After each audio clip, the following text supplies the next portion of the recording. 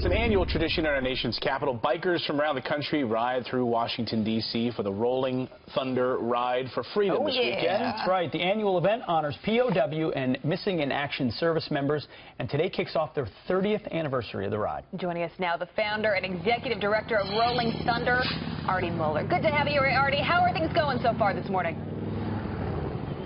Very good, thank you.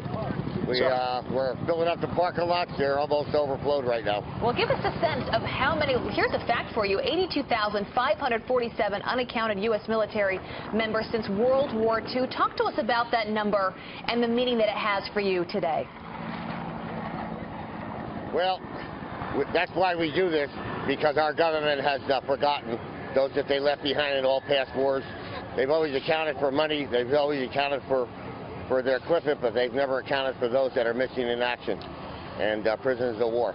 And we want that to change. We have passed a lot of legislation that brought back Jessica Lynch and the other 6 POWs in the war over there in Iraq and Afghanistan years ago.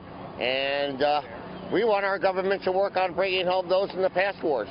Not only Americans, but those that were fighting alongside of us from other countries. What if President Trump is watching this morning? Do you have a message for the President of the United States?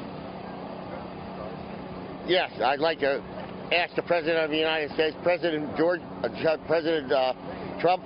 to please, we will be in touch with you very shortly, and we'd like to set up a meeting to discuss a few things and ideas we have.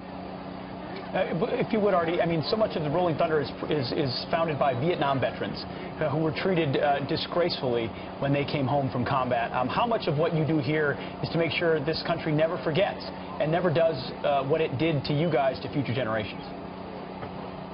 Well, that's why us Vietnam veterans keep doing what we do, because we don't want the American public to ever demonstrate against our troops again and treat them like they treated us.